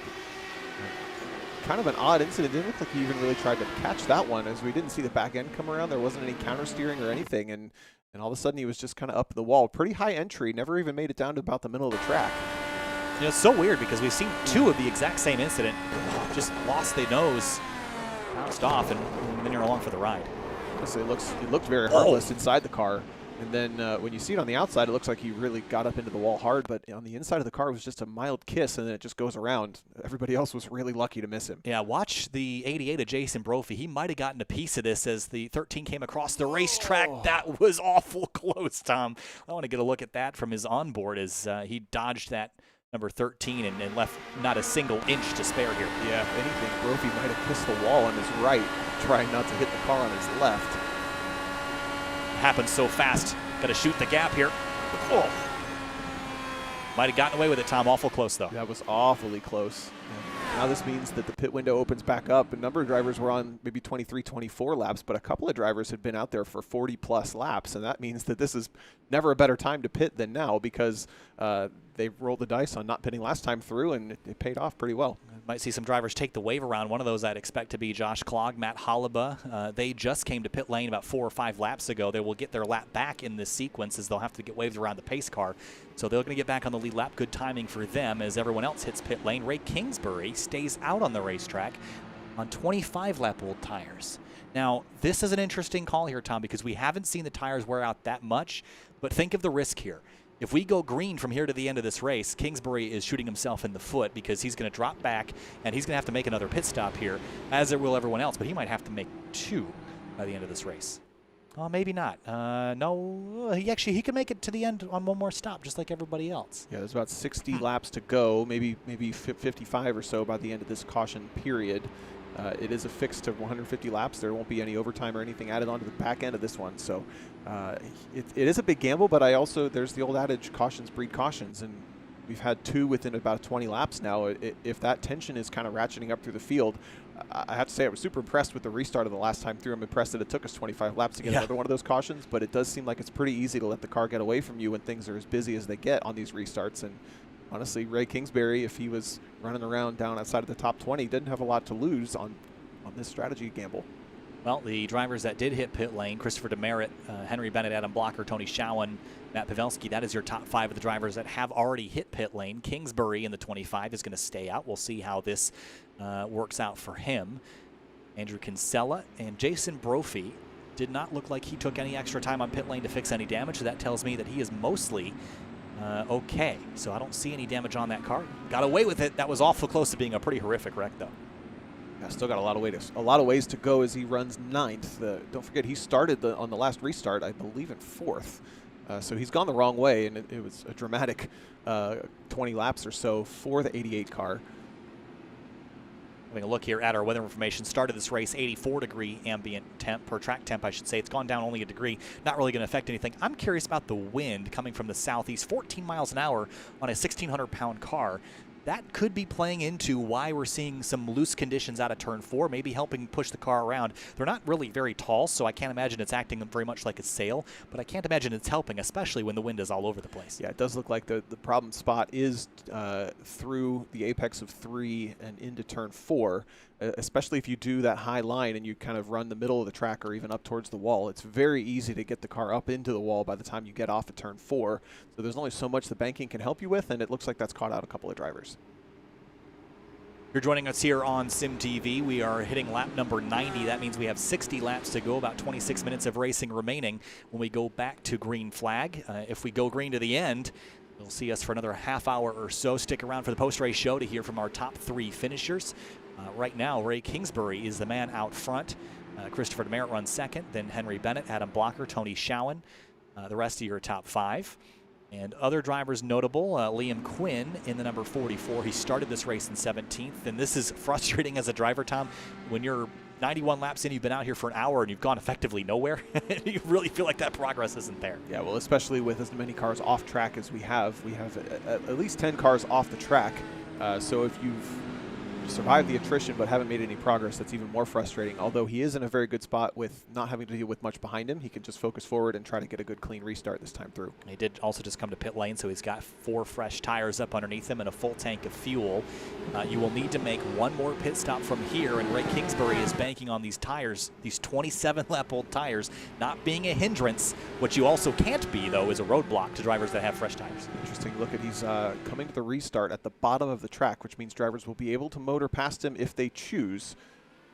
Green flag back in the air, and there is a car in the way. That is the 86 Charles Ante, who is a lap down. Lap cars in line, and Kingsbury was actually able to pull away pretty effectively. Charles Ante is also on old tires, and I think he pulled down to the bottom, and just in case he spun him, didn't stack up the field, but he drove away, and it's just a matter of how long can he keep it that way as Demerit immediately closes. So actually, he's behind a few more lap cars here. So it looks like some drivers got caught between Kingsbury and the leaders as we come out of turn number 4 to complete that lap after the restart. I was going to point that out. There was not a full wave around for some reason. So because the 25 car didn't pit, so they weren't right behind the pace car. That's why that cycled that way. So Demerit and the rest all really have a struggle on the restart here. It looks like Demerit has picked up 2 positions. Look at Adam Blocker that has actually gone through on Henry Bennett. Bennett down to 3rd, Schoen is 4th. But they have a whole lot of drivers that are either off the lead lap or out of sequence on pit stops around them. So you're riding with effectively 2nd place, but currently on the leaderboard 3rd. He's got a lap car in the middle to Demerit in the light blue car. He's now attacking another lapped car, but the race leader is way out in front, all the way up in the top left of your screen. There he goes. Well, Ray Kingsbury might have played the right strategy here, knowing that there were lap-down cars that wouldn't be able to take advantage of... where'd Ray Kingsbury go? Oh, he actually dropped back. He's the black car there, so Demerit has gone through. What happened? One of the lapped cars is way clear of the field, so now Demerit's back in the lead. Kingsbury is under heavy pressure from Adam Blocker in the blue car, running in the middle of the track. Kingsbury defends the bottom. Whoa, a big push up towards one of the lapped cars for Blocker, but now he gets the draft slingshots past easily. I would say the gainer on this entire situation has been Blocker. Yeah, he's going to go through into 2nd place and now just has to run down Christopher out front, half a second up the road as we close in on the last 50 laps of this race. This was a really interesting strategy by Ray Kingsbury because I think he knew that there were cars that were lapped down that wouldn't get the wave around, and if he stayed out, he'd basically give himself a bubble, and it has kept him from dropping immediately through the field. Now, drivers are going to have a whole lot harder time passing him when we're all single file like this, so he will drop a few more spots, but he might drop as far down as 8th or 9th. I don't think he'll drop beyond that, though. I think this is a net positive for this 25 car for now. He definitely gained, and he's basically hoping to reap some chaos as well if he can really kind of slow everybody else's roll as he now goes side by side with 3rd place on the real strategy of the race, I would say, Henry Bennett. He sits 4th, but he was running in the lead for a long time. That's the dark green with red wheels car. Now takes the slingshot up the inside of Kingsbury. The lime green car with the yellow nose is a lap down. So that car is effectively only, in this battle to cause some chaos. That's Matt Hollabaugh. Started 35th, which is dead last in this race, running 21st right now, just trying to stay out of trouble. Runs the high lane there. Henry Bennett will move on by. And Kingsbury now with Matt Pavelski on the inside down the back straightaway. Kingsbury again will continue to fall. He's got 34 laps on his tire, so he will have to pit in the next 10 laps or so, which will put him right at the edge of the pit window to make it to the end of the race from there. So Kingsbury is planning on pitting in 10 laps and then staying out for the rest of the race. I think this strategy could work. Everyone else will split it up into nice even segments. Kingsbury's going to be running to the end of the stint, so his tires might be more worn out, but he's going to have pretty good tires in about 10 laps when he can gain some of this time back. Jason Brophy in the background fighting Andrew Wood. That's for 8th place.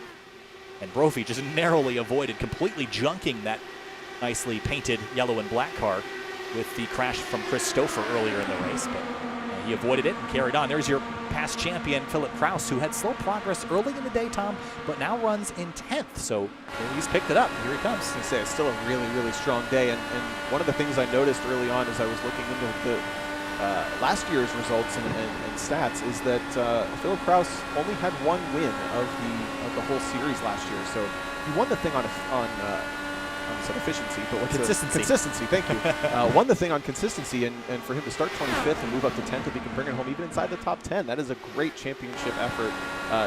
especially if this was one of the races he wasn't feeling super confident about. Yeah, again, you make a great point. Consistency is what won him the championship last season. Okay, I recall what I said about Ray Kingsbury. Oh, there he goes. He spins. Big crash in turn number 3. That's Lichtenberg involved. Parts flying. Caution out. And that's a huge crash. Lichtenberg is destroyed. And Ray Kingsbury's tire strategy has just cost 2 people a race. Wow, that car spun faster than I expected any car to spin tonight. It almost looked like he grabbed the apron like you mentioned earlier, but on the entry to NASCAR 3 there, the thing just snapped on him, almost like he cut the right rear. Now, we know that's not possible, but watch this on the way into the corner. He's just kind of 1 lane off the wall, turns in for 3, and almost immediately has to catch it there. It's just immediately sideways, and unfortunately, he had a driver higher than he was. And takes him with him up to the wall. Yeah, that was, again, Brennan Lichtenberg, who unfortunately was involved in this incident through no fault of his own, just a passenger to all this happening. And that's got to be so... Oh, actually, there was some contact there. Oh, I wonder if that... You see the wing damage, that could have affected Ray Kingsbury's downforce level. They go off into turn 3, and there's where the crash was. I'd have to imagine that had something to do with it, Tom. That's certainly not helpful to have some wing damage, especially if you've gone off into the corner not realizing it. Oh. Yeah, that definitely explains that snap oversteer, and it probably had a little bit of damage on the other car as well, not only Kingsbury, but those 2 out of the race, and now you got to do an audible on the strategy again. What do you do now? It's 47 laps to go. You can't make it from here unless you really fuel save. But we might see somebody try it. Andreas Eich stays out on 14-lap-old tires, and we're going to try this whole thing again, Tom. It's interesting to see some drivers learning from others, and some drivers might not have learned from others as we see Ike stay out front here. Yeah, we have at least 5 drivers, quote-unquote, off strategy at this point, meaning they have not come to the pit lane every opportunity they get. And I think every time this happens later in the race, more drivers kind of try it. We see more diving to pit lane now. But I do think you're right. It's basically, unless you have nothing to lose at this point, you got to pit, you got to do the thing that everybody else is doing. And it looks like at least the top 20 really have done that. The top 18 cars, I should say. You're watching the Inside Open Wheel 225 from Homestead-Miami Speedway for the Coca-Cola of Kokomo Indy Elite Series, the first round of the season, off to Phoenix, Avondale, Arizona next week for our second round of the season. If you were worried about aero push here, it's going to be even worse next week, but maybe some slightly less bad consequences. Barber Motorsports Park, round number 3, Tom.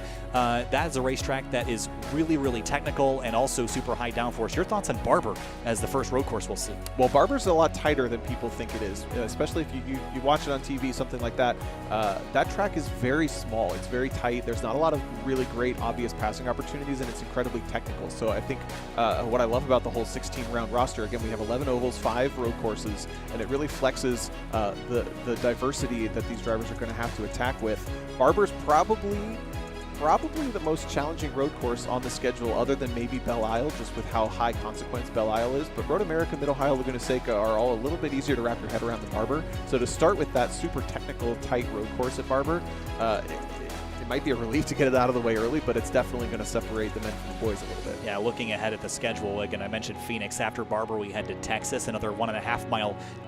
That's a quad oval speedway. Then we'll head to Pocono. That's always a fun one. Super high speed. That's going to be a low downforce racetrack. Then Belle Isle, you mentioned Chicagoland, Richmond.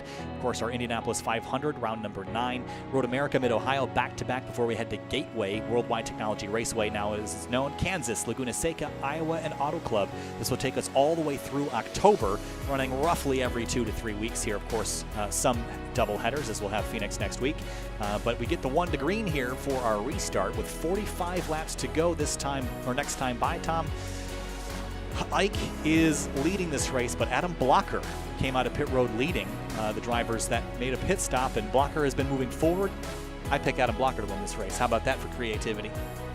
Yeah, and it looks like he's only got 1 car between himself and the current race leader with Ike. There's the car at the bottom of the track right now. I'm trying to figure out what happened to Christopher Demerit, who dropped, looks like he had a terrible pit stop or something. He's down in 18th and is rolling back towards pit lane. He just made another pit stop, which is peculiar. I don't know why. I don't think there's any damage on that car. Doesn't look like it, but he made a second pit stop. Maybe made a mistake, didn't take tires or whatever, Tom, but it's a lot of ground to make up now. Yeah, that was a very short turnaround, and maybe he had his boxes checked in the wrong order in the game interface. When you're the driver in this game, you're also the crew chief, the crew, the pit stop strategist, all of it. And maybe just got his clicked boxes in the wrong order, unfortunately, but it looks like that's going to pretty much take Demerit out of this one, and he was one of the strongest cars. So I do think the blocker has put himself in pretty much the best position. Henry Bennett is right behind him, though. And now Andres Eick, we'll see. We're back to green flag racing. Is he able to pull out the way that we saw last time through? No, blocker is absolutely with him. Jason Brophy looks to the inside of Andrew Wood through turn number 1, not able to get alongside. Here comes Philip Kraus to the outside for that position. Adam Blocker, though, going to carry all this momentum onto the back straightaway. It's going to be very short before he's to the top spot, dives to the inside. Eick will leave him space, and Blocker goes to the race lead in turn number 3. Eick washing high. Now look at Bennett down at the bottom. He's got attack from behind, but it looks like he's got the preferred line, especially. No, not the preferred line. Look at this, 3 wide across the start-finish line. 3 wide for position. Pavelski in third. Bennett wants it. 3 wide more behind him. A.J. Burton. Oh, that's going to get dicey. No, there's contact, and into the wall goes A.J. Burton. And he's going to try to keep it up there to avoid causing a bigger collision. He will get back rolling, but it's chaos here down the back straightaway. Tom getting together. Now Bennett to the bottom of Andreas Eick for second. Still over 40 laps to go, and this is a nightmare for Bennett. He led the first stint of this race and has just kind of fallen back further and further. Now he shakes the attack and now goes up the inside of Eick, who is off strategy just a little bit in the red and white car, and he can focus forward on Blocker, but he still has not quite yet cleared Eick. Does he? No, actually tucked behind. Nicely done by Bennett, but he has not been able to get by Andreas Eick for now. Philip Kraus on the outside of Kinsella, going to push up the racetrack in 3 and 4, all the way to the wall, and Kinsella will be able to carry that run. Wood is going to be coming with a head of steam here. Where does he go to the bottom of Philip Kraus? Yes, he will. That's for 7th in turn number 1. He's going to inherit a bunch of air wash down there at the bottom. Is the car in front tucked up. Oh, some smoke flying off of Philip Kraus's car, but a slip angle there through 1 and 2. Straight line now. We've organized them all after that chaotic restart. Unfortunately, A.J. Burton done for the day with the damage that he received up against the outside fence. Pavelski and Bennett, excuse me. Bennett is through almost. Needs to clear that 75 car. Yeah, Bennett is struggling with the cars around him. Pavelski goes to the bottom and is going to keep it there through 1 and 2. They're still side by side. I'm really impressed with Andreas Eick to keep himself in the top grouping right now. He's on 20-lap old tires. Everybody else on 7-lap old tires. And he's been defending the fastest cars on the track on this restart. What that's actually meant is Adam Blocker is basically gone. Andreas Eick is second. Henry Bennett in the green car that we're watching now is still got a near full of Matt Pawelski, who is doing everything he can to make this pass happen. It hasn't happened quite yet, though. Around the outside with a big slingshot. And he'll get it done. Bennett will have to slot in line and push himself back to 4th. That's got to be so frustrating for a driver that was so dominant early. Here's Andrew Wood and Chris Cahill clawing his way back forward after dropping deeper in the field earlier in the run. Started 22nd up to 8th. There's Downing in the 20 car. He started 27th. A lot of drivers started in the back or moving forward. Here goes Downing for another spot into turn 1. Again, we have at least 10 cars that are off the track from the start, so if you started outside the top 20 but you survived at this point, that inherently puts you close to the top 10. So we've got a lot of these guys maybe finishing higher, or currently running higher, I should say, than they might have expected. And one of those drivers, I think, has got to be Philip Kraus in the 19 car. He sits 7th and has eyes on the leader. And I can't tell you how motivating it is as a driver to be able to see the front, especially if you didn't think you were going to get there. 113 laps into our 150-lap race here today. Look at Kinsella, elevator move top to bottom to try to gain a run on Kraus ahead of him, unable to do it. Background, you see John Downing chasing Chris Cahill into turn 3. Flynn Lazier and Andrew Wood. This is for 10th. Big push by Lazier. He'll chase Wood up the racetrack. Kinsella now with Chris Cahill side by side for a moment. We'll tuck back in line. Now, you're getting down to the end of this race. I think drivers are beginning to realize that we might not get another caution. We might run this out to the end here on green. So if you're close, you're going to be aggressive. You're going to chuck the car down there and hope it sticks. Might be your last opportunity to do so. Here comes Pavelski on Andreas Eick in turn number 4. This is for 2nd place. Well, I think either way, actually, I'm just looking down the numbers, and I think I just spotted that Chris Demerit might be one of the only drivers that has enough, few enough laps on this stint to make it to the end. 10 laps. Maybe help me with that. He's got the few. Remember, he was the last car to come through pit lane and barely made the green flag. But he might, again, he was good on the strategy call the first time through. This might be a strategy call to have done the pit stops through the caution and make sure that when everybody else comes through on green, it's basically a gamble that no one else, that there are no more cautions. So really keep an eye on that 144 because he did a sneaky little move there. You were telling me you didn't know anything about ovals. I know stuff about race strategy. I may not know about ovals, but it's all the same when it comes down to strategy. And it looks like Demerit might have seen that one coming down the pipe and decided, you know, there's really not a lot of risk in taking this pit stop now. He might end up looking like a hero. Yeah. Unfortunately, he's got to survive running around in 13. Yeah, I think you're right. I think he just came down to top off on fuel, and I can't believe I didn't think about that. That's why I got you here, Mr. Pro Race Car Driver. They got it sorted out. Here's Pavelski and Ike. He has not been able to get by this number 76. Curiously, Andreas Ike has pitted only half as many times as anyone else in the rest of the field, 2 times compared to 4 and 5 for the majority of the rest of the drivers. And he's running an impressive pace right now. He is the slowest car in the top 5, but not by much, and he's clearly difficult to pass as Pavelski has gotten around Bennett but still can't get by Ike. Those drivers running around in 2nd, 3rd, and 4th. We take a look back down the field a little bit. There's Joe Branch in the 28 car in the Coca-Cola of Kokomo. Number 28, Delara IR18, going by Andrew Kinsella for 9th place, and a good late race surge for Joe, who ran a couple races last season, never really found himself in position to win, and so far today it's been a pretty consistent climb forward and has put himself in a good spot. Oh, Lazier almost turned Andrew Wood into splinters out of turn 4. Well played on the livery there.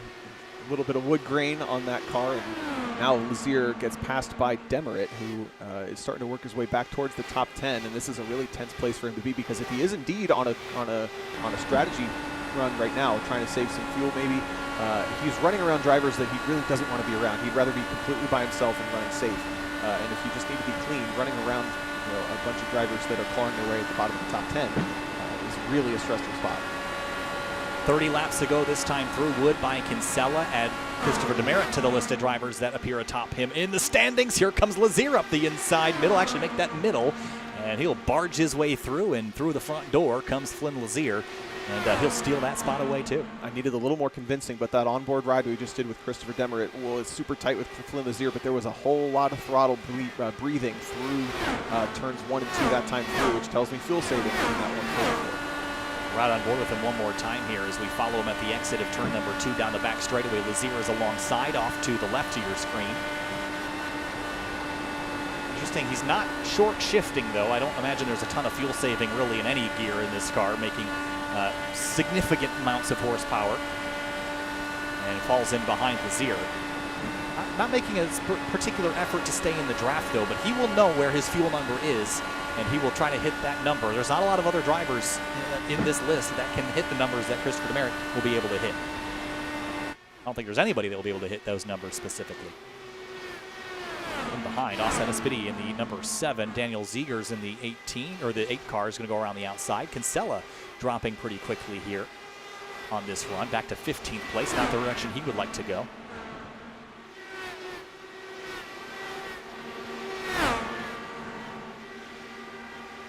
Continuing to run side by side into turn 3. Ziegers takes 13th away. Out of the front of the field, though, Adam Blocker picking up where he left off. Out front by 2.5 seconds. And I can't say I didn't see this coming. Starting all the way back in 12th and just very methodically working his way through the field. Now he's out front and leading laps. Just the surprise of no one, perhaps, but this is going to be probably the driver to beat this year in the championship, I think. Yeah, if you just had a grid sheet in front of you, you wouldn't have expected this, but it really looks like Adam Blocker has done his homework on race pace and has really figured out not only where the car needs to be and how to manipulate the cars around you in racecraft situations, but just have the best car in the long run.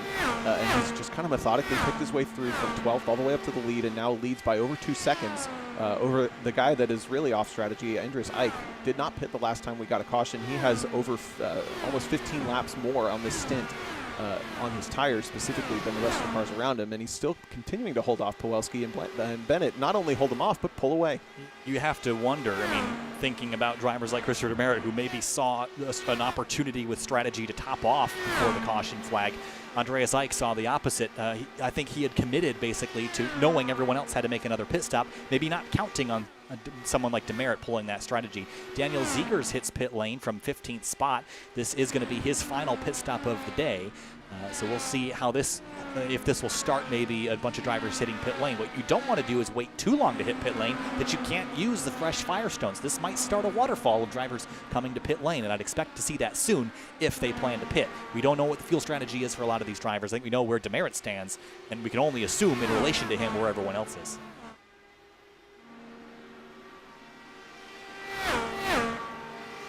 88 car going a lap down. Jason Brophy's day has gone from bad to worse. Another driver hit pit lane. It's Chris Cahill out of the top 10. But going back to Jason Brophy, missing the right front wing on that car. Team Talent Racing number 88, and not the day that he wanted, especially after how good he was running at the start. Started this race in 3rd place and ran basically up inside the top 5 until about the halfway point. Philip Kraus into 5th as Tony Schowen hits pit lane, and here comes a whole bunch of drivers. We saw Tony Schowen hit pit lane. We see Matt Hollaba hit pit lane, Chris Cahill on pit lane. And I guess that's a commitment to me that everybody has to hit pit lane. The only one we know might be a question mark is Christopher Demerit. And here's the deal. Even if he can't make it, he's been saving. He's got 2 laps more fuel, maybe a lap or so considering it was under caution. If he can still stretch it, if he's close enough, he can lift and just coast for a pretty significant amount of time, Tom. And as long as he doesn't lose 34, 35 seconds worth of time to compare to the guys that will pit, he's still going to be in position to win this race. Yeah, it was definitely a big gamble because he's not got that much more fuel. It's maybe 2 to 3 laps different than everybody else. If you look at Blocker's got 27 laps on his stint, Demerit has 25. But it is significant enough that if he's been saving significantly for the entire 25 laps now, that could definitely swing his way, where we can guarantee you Adam Blocker's been running flat out the entire time. Bennett coming off of is that out of pit lane? Yes, coming out of pit lane now. And back up to speed. So again, like you said, a waterfall of pit stops going to happen. And I suspect we'll see pretty much everybody in that top 20s and more pit. The only major question mark is that 144. And you asked me early on who wins. Is it based on strategy or based on racecraft? And I said if it comes down to strategy, I think Demerit wins it. I'll be super impressed if he pulls this off. It was a bold move, but we're going to sit on the edge of our seats and watch it for the last 20 laps. Andreas Eich hit pit lane. His strategy worked out great. I mean, running in 2nd when he came down to pit lane, that worked out perfectly. The only thing that could upset Eich's strategy is Demerit and Adam Blocker's pace. But considering where Eich was running in relation to where he was running after that strategy call, good call for him. Joe Branch moves up to 2nd place as Adam Blocker, the race leader, hits pit lane for his final stop of the day with 18 laps to go. John Downing will take over the race lead, and Demerit, I'm curious to ride on board here. Still in the top of 5th gear, revving it out. It's either he can't make it at all, or he feels pretty comfortable, because I don't think he'd be revving out in 5th, 4th gear at this point. Perhaps, but in my experience with this simulator in particular, it's more concerned with throttle position than it is with RPM. So if he's driving around, yes, at the top of 5th gear, but with very little throttle pressure, he's actually saving a lot more fuel than he would be if he was more throttle position and in 6th. Interesting note. So up into 5th place now. More cars peeling off. That one was Flynn Lazier. He will hit pit lane. Austin Espedy in pit lane now in the number 7 car. That leaves only 3 drivers ahead of Christopher Demerit. One of those, there goes Andreas Eich on fresh tires, blazing through the field. It's amazing. 16 laps to go, about 5, maybe 6 minutes worth of action. It's coming down to the end very quickly. We're going to know very shortly how this is all going to play out. John Downing still running. He might be banking on a caution flag perhaps, but I'm not going to say that that's super likely given this race has been mostly under green. Yeah, depending on, honestly, the whole top group, we've been talking about Demerit specifically, but the 4 cars in front of him or the 3 cars in front of him don't have that much more time on their stints. They all might be trying to make it to the end here. But look at the chaos as drivers are cycling out and in of pit stops. The pit lane is longer than a lap here, so you end up going a lap down, I believe, and that's basically putting a bunch of cars on different laps all together. That's a bunch of cars. Not all of this is for position, and we don't really know who's who. Bennett is looking aggressive up the inside, goes through pretty easily. But this is for position side by side. Oh, Demerit was close right there with Wood. Using the lap car, as that's Adam Crane up on the outside, the red and blue car. Used him as a pick to drive on by. And looks like Demerit will grab that spot and move up into 3rd. That is, I believe, is that Cahill in the 57. He's one of the cars in that mix. He's going to time to the inside. That got dicey there, Tom. Almost went 4 wide, and they're still jockeying big time. I think really the only nightmare at this point would be if Demerit got a full course caution with so few laps to go after a number of drivers have already done their pit stops. So he's probably watching them in their mirrors going, don't crash, don't crash, don't crash. But he's only got 2 cars in front of him yet at this point. John Downing and Joe Branch still running. They each have 3 more laps on this stint than Demerit does. But we're watching Demerit there, the light blue and yellow, and it's got a whole lot of action in front of him. Yeah, a lot of lap cars. Well, actually, a lot of these cars are a lap down but have fresher tires, so they'll be driving away from him rather than him catching. So Downing in the number 20, I'm curious to see if he's going to pit, because if he pits, Joe Branch will pit, and vice versa. I don't think they've got the fuel to make it to the end. 12 laps, that's almost 50 laps on fuel. I don't think they can do that unless they've been massively saving fuel, which I don't think they've been doing, Tom. So going to be really curious to see if they're just going to hold out hope for a yellow. If they've been saving fuel, we didn't know. You can hear them lifting here. Who knows? Sounds conservative in the cockpit of the 20 car right now. Branch is pretty close behind as well, but another interesting point that I just thought of is with Demerit basically coming out in a bunch of cars with fresher tires around him, he might have been able to hook onto the back of the draft of one of these faster cars, and indeed he is. Look, he's just at the back of this group. A couple of those cars have pit out there on fresher tires, and it's going to be pretty easy for him to cruise behind them using their draft and their fresher tires. Yes, he loses distance in the corners, but he might be able to kind of draw it back in the straights. 10 laps to go here at Homestead, 15 miles before we decide.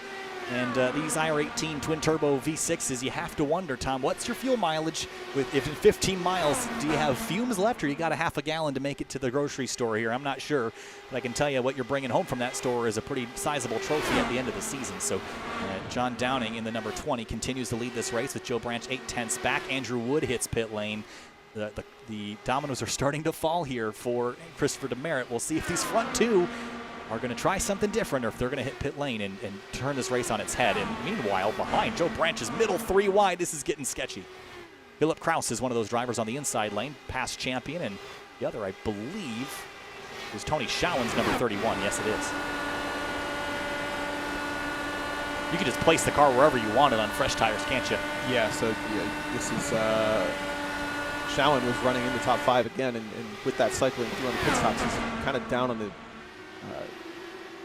back foot just a little bit. I'm just doing some mental math and figuring out Adam Blocker's gap back to Christopher Demerit. It looks like Christopher Demerit has really started to get conservative on his fuel saving in the last 10 laps of this race.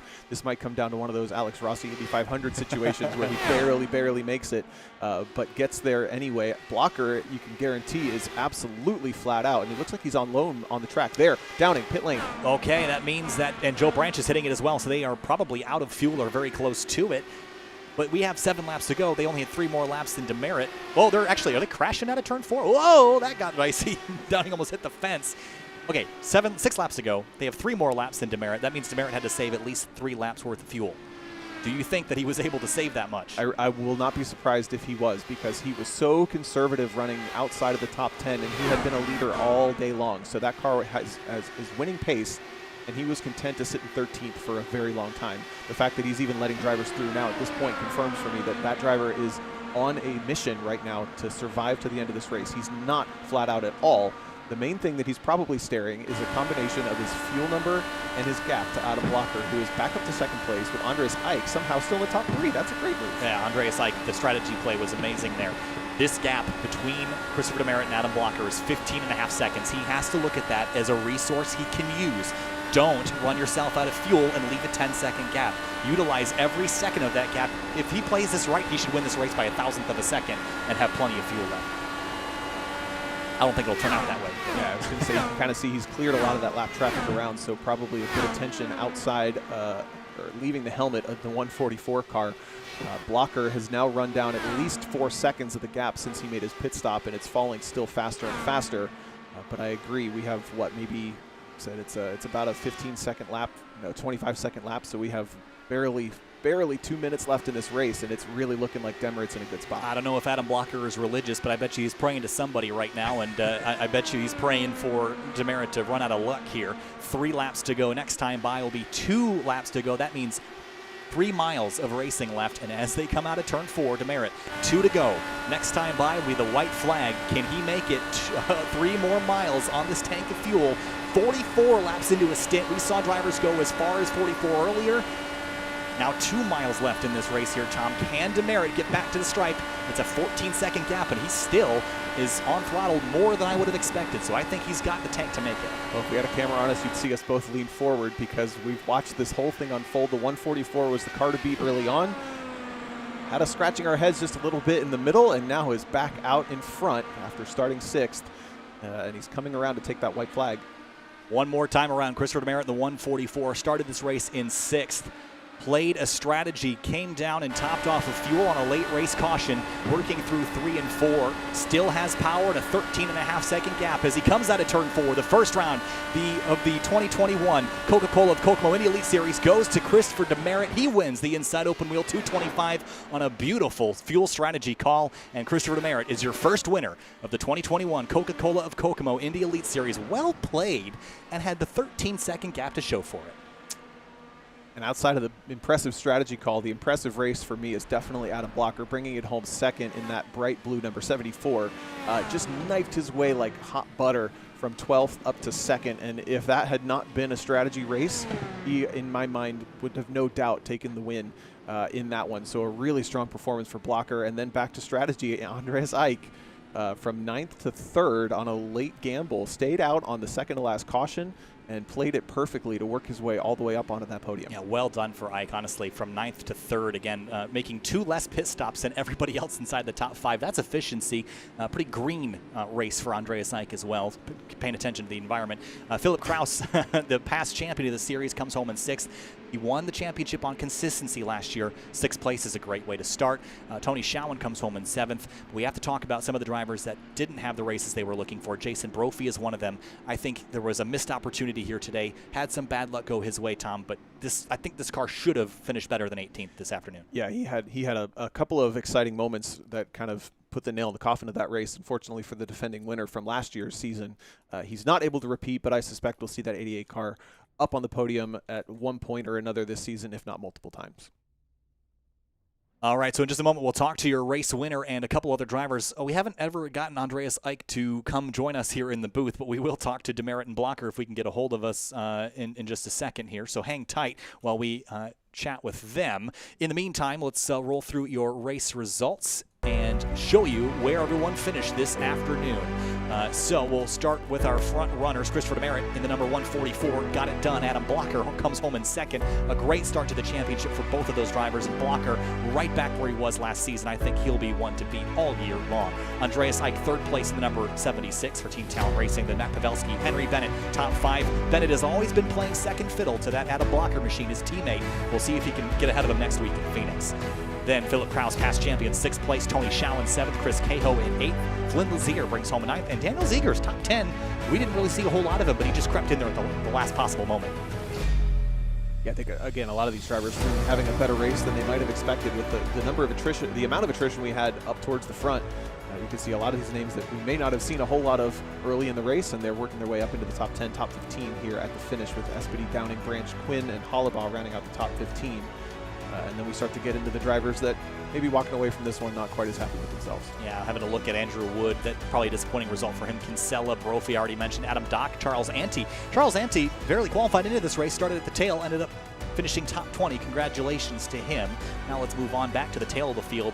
Ray Kingsbury with that crash after the contact down the back straightaway. He ended up crashing and taking out a couple other drivers with him. Brendan Lichtenberg is one of those drivers. Chris Stouffer also crashed out of turn number 4, Calamity Corner this afternoon. Don Hunter, Dakota DeCienza, Brian Carey, and pole sitter Wilson Nito involved in one of those early crashes. And from first to almost last for Wilson, not the way he wanted to start the season. We'll see if he can pick it up next week in Phoenix. Tanner Watkins, Trano, Simpson, Kingsbury, and Adams also struggled this afternoon.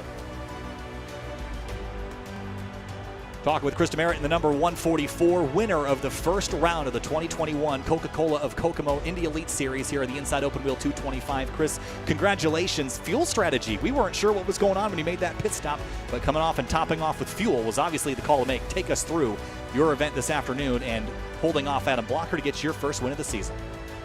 Oh, I wish I could have said I played that smart and that was planned. I 100% forgot to put fuel in it on that pit stop under caution, which is why I had to come down again.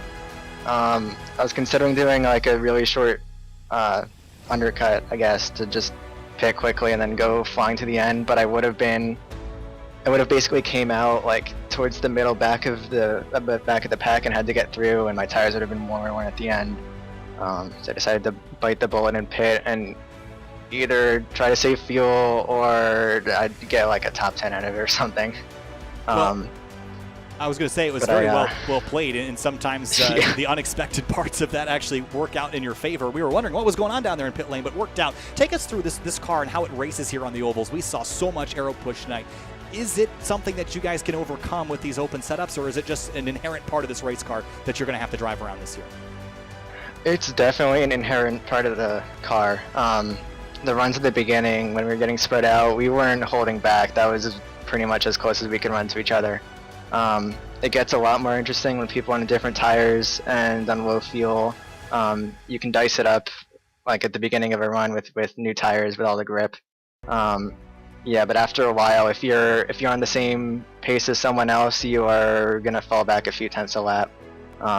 And I mean, when you're battling in a pack, it's really fun because you have to basically play the guessing game of where all the cars in front of me are gonna go and where can I find the undisturbed air to get grip for my car and tires. But it's very fun at sometimes, but yeah, it can get strung out and pretty kind of boring at other times. But I think that ending was pretty exciting.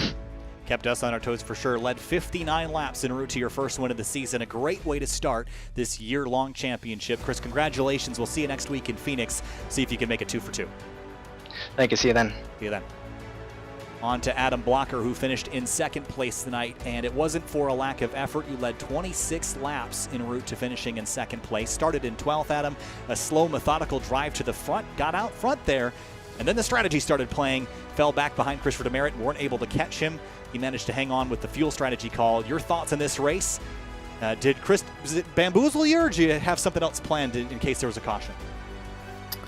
Well, yeah, I mean, at the end, specifically, once I already got into the front, you know, in that situation, I didn't have the experience fuel saving here with this new tire model and everything in these conditions to be confident that I could make it. Most of the time I would kind of go for that, but and then also I knew that I would have to drop to the back to top off like he did, and I just wasn't I didn't have the balls, I guess, to do that. So I knew, you know, in the situation we were in, if I just ran flat out from the lead, worst case, I was probably going to get a podium, and that's what happened. So I'll take it. You know, it's a long season.